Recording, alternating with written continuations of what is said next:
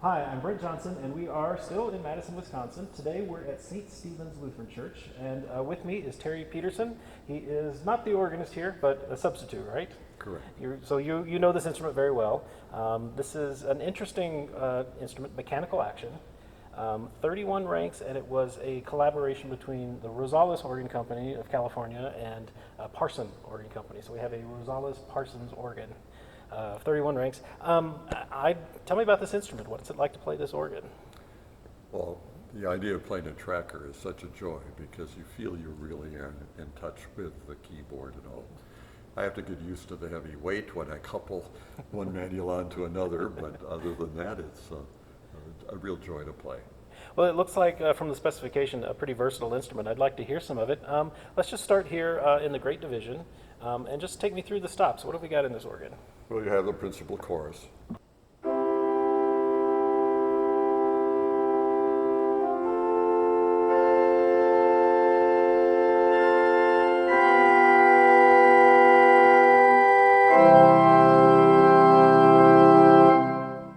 So that was our principal octave and then super octave. And then we have a mixture that goes on top of that. What happens when we add that into that chorus?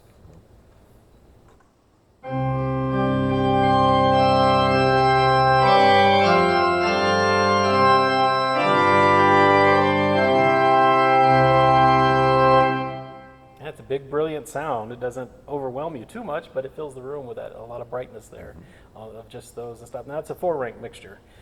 So we have 7 ranks of pipes playing there. We also have an octave quint, 2 2/3. What does that do to the chorus if we draw that?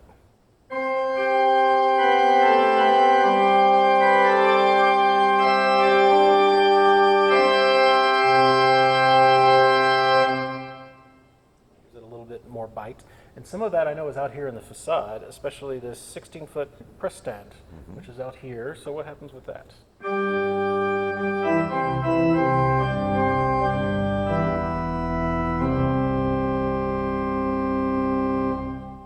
I want to hear that 16 by itself because that's a really big, warm sound.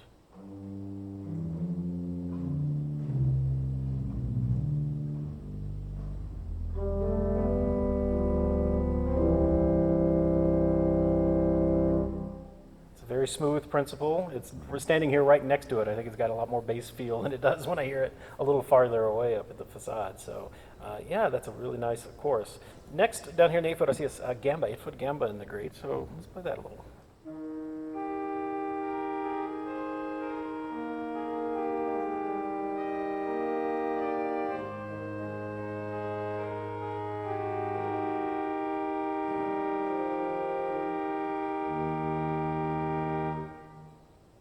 And then not one, but 2 flutes. We have a harmonic flute at 8-foot. Let me hear that one first.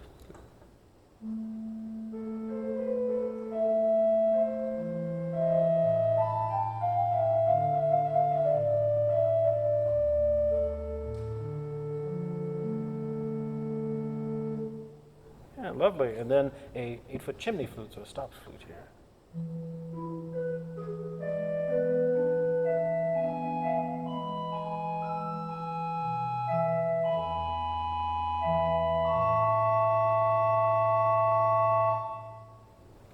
Each one of those are very different quality. And then a 4-foot spire flute to go on top. Let's do it by itself.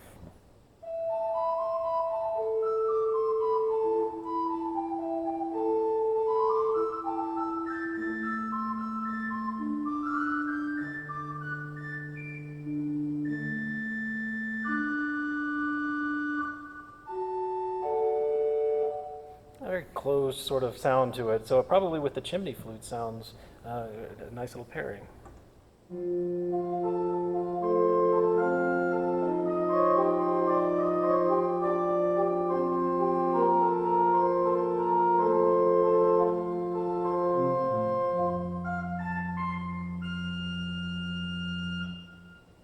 How does that sound with the harmonic flute on the bottom, just as a comparison?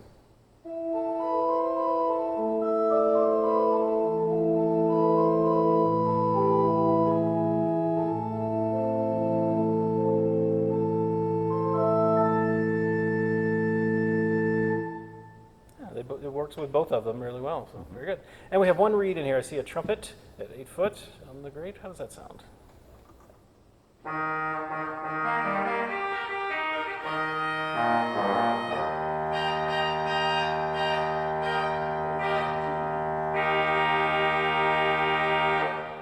it's a bright, buzzy sort of reed. It's not real loud, but it's definitely probably cut. So I want to hear the 8/4, the 2, and the trumpet together. What does that sound like?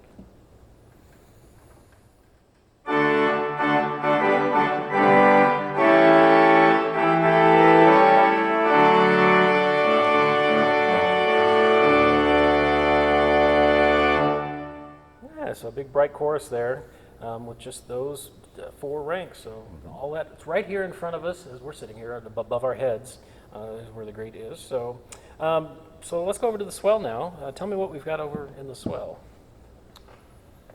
Well, gedeckt and a roar pipe 4, and then you can put the doublet with it, although that's a little bright.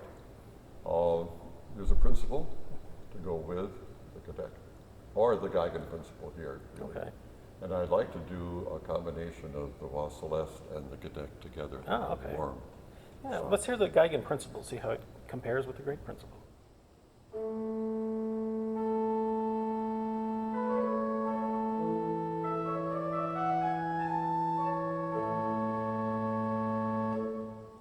Definitely very gentle and a little thinner scale than the great. So what happens when you put the 4-foot principle on top of that?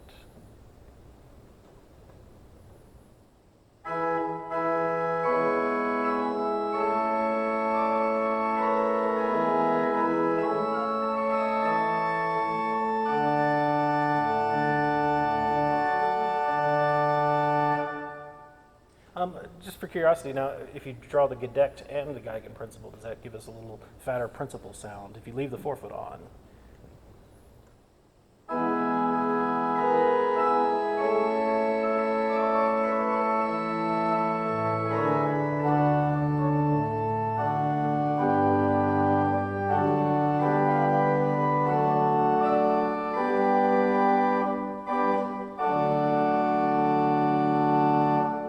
The answer is maybe. So let me hear the gedeckt by itself, because that seems to be a fairly gentle flute.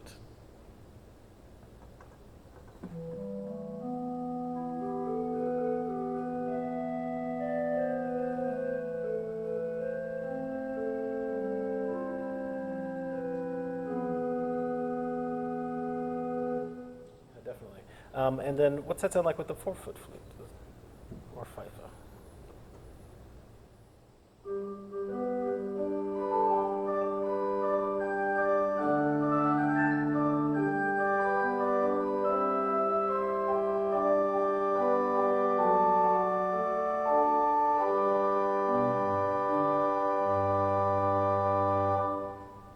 A very gentle pair of flutes there.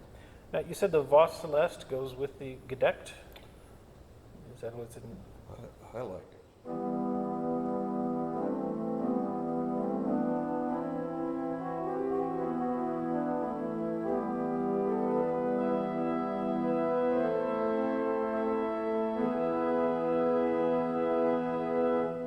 It does Celeste. Does the Celeste work with the Geigen principle, though? Is it small enough to work with that?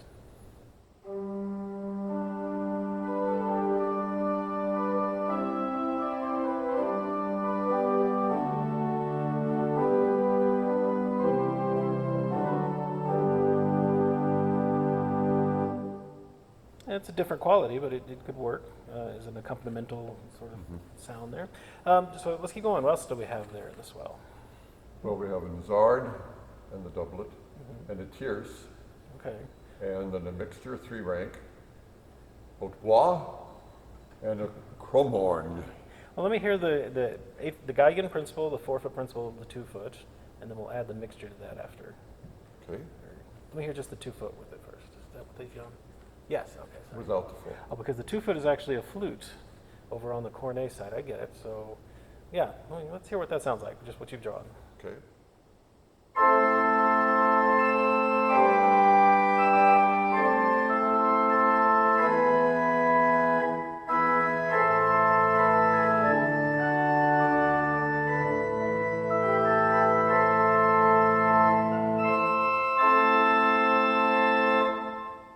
Right, so yeah, it definitely brightens it up a whole lot. But let's try adding the mixture to that now. What does that give us?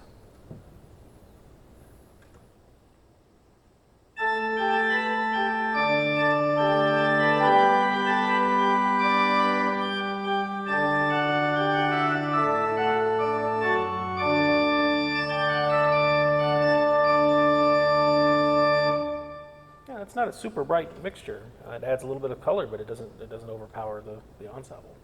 All right, let's hear just the oboe now. Let's hear those reeds up there.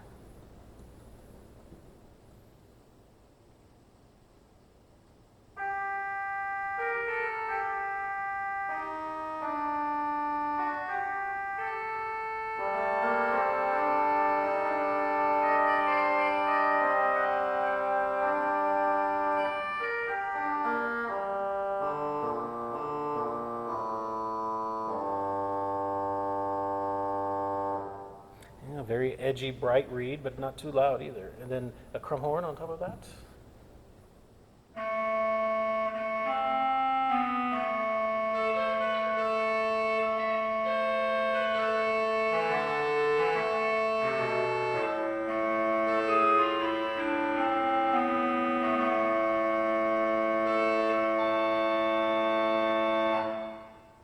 Oh, that's a big, loud sound. I wasn't expecting it to be quite that large, but that's a big round, very much more of a clarinet than a crumb horn. So very good. Okay, and then over on, as you grab all of the stops on the far left, we end up with, that's our cornet, our 8/4, and then the Nazard and tierce.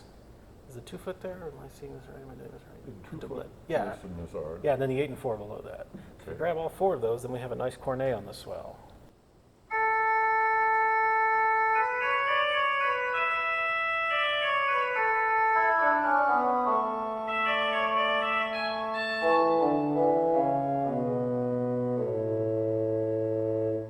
Leave the 2 foot out. I guess we just want a little thinner. What is it?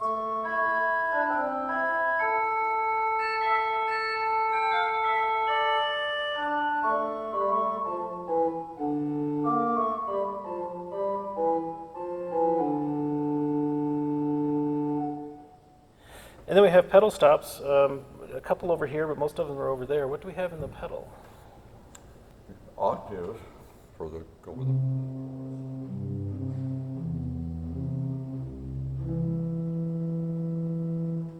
and the Protestant 16.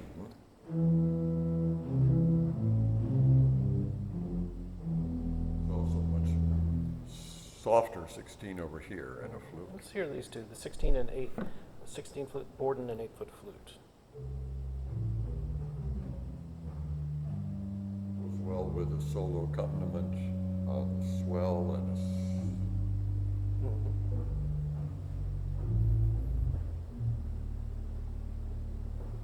And I was just noticing the 16 foot press stent is actually the same as the manual 16 foot press stent. They both play these big facade pipes out here, so those are coupled together. And then we also have a pair of reeds in the pedal as well. the 8-foot trumpet, which is probably the same one.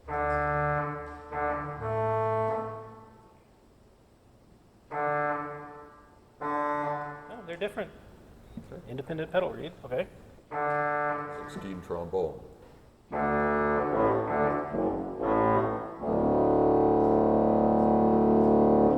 Nice big round sound, but it's not too loud. So yeah. Overall, you've got everything you need here in a church organ. You've got the couplers over here, and then I like this a lot, the flexible wind for authentic Baroque performance. If you need the wind to shake a little bit when you play big chords, you can hear it click on and off. So yeah, and all in this beautiful case, which was, it's interesting. I noticed when I came in, there's a photograph of this organ just hanging up in the hallway. It's obvious the congregation is very proud of this instrument. They are. Yeah. Well, I would like to hear a little bit of it in performance. Would you mind playing some for me? Okay.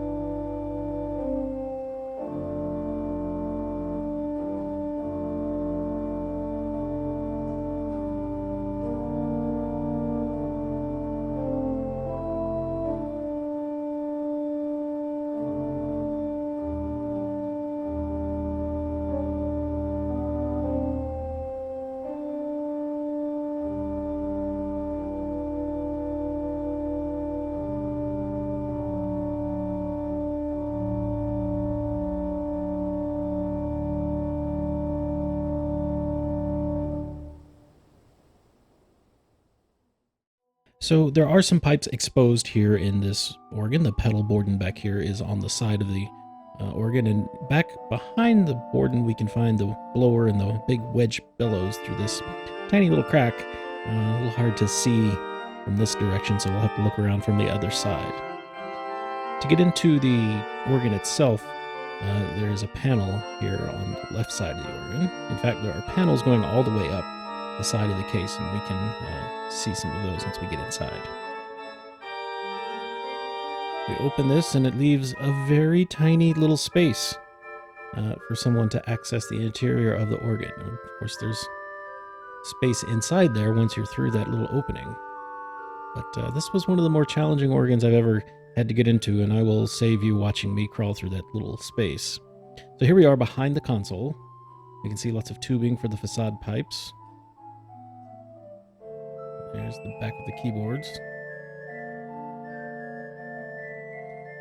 The swell transmission, and all of the pedal trackers are protected by a floor. The pedal reed is in the back, and it has these strange little PVC tubes coming off the chest, and I have to admit, I don't actually know what those are. It's easy to open up the chest to get in to access the action. You can even see a couple of those tubes are very long. Someone will have to explain that to me.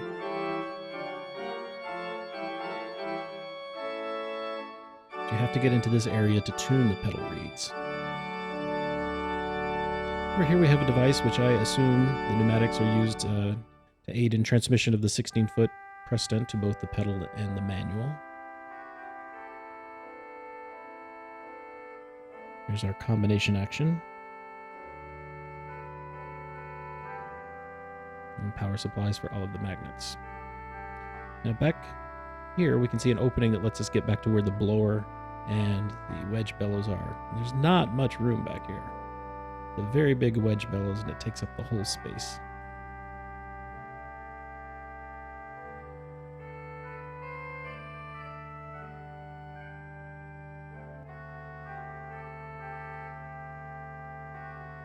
And then here we have a ladder that takes us up into the grate. So up we go, and now we're in the grate. See the mixture and the trumpet right here at the edge of the chest. The quint, 2 2/3.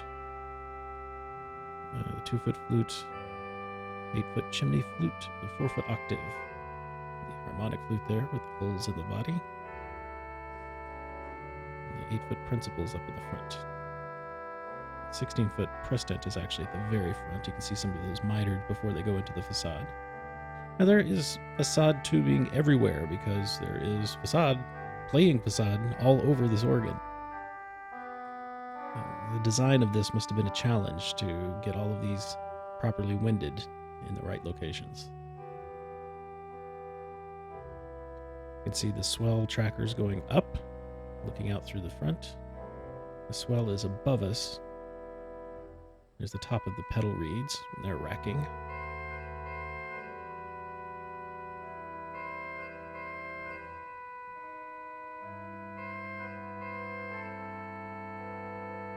We go up the ladder, and there is a walkboard right above where we were standing. You can sit on that walkboard, and you can see here's the bottom of the swell chest. And there's a little ladder here. We go up that ladder. We are on top of the organ. This is the access to the swell and to the facade pipes. They can be tuned from up here. And there's panels that protect the swell action below. Now the swell action has to split and go around this ladder, so it goes off to the left and the right to give us space to get up to this area. And here's a swell box behind us. We just open a door and we're in the swell.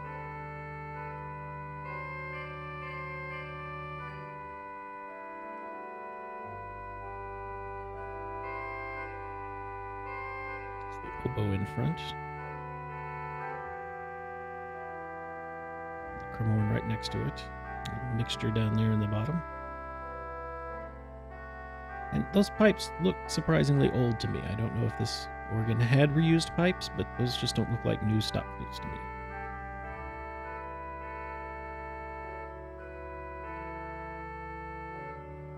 looking down underneath the walkboard, you can see that some of the pipes have extraordinarily long feet so that they are easier to tune without bumping the other pipes. It makes them taller than the pipes around them. It happens there and here on the mixture as well.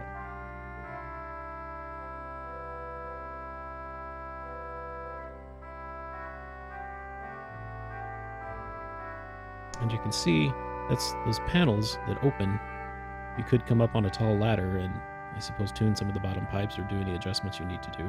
There's some handles from the ceiling there, so you can, I guess, send in your trained monkey to tune some of these pipes that are really hard to reach.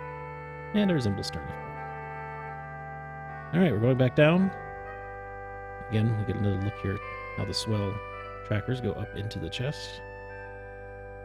You're dividing left and right on that rollerboard.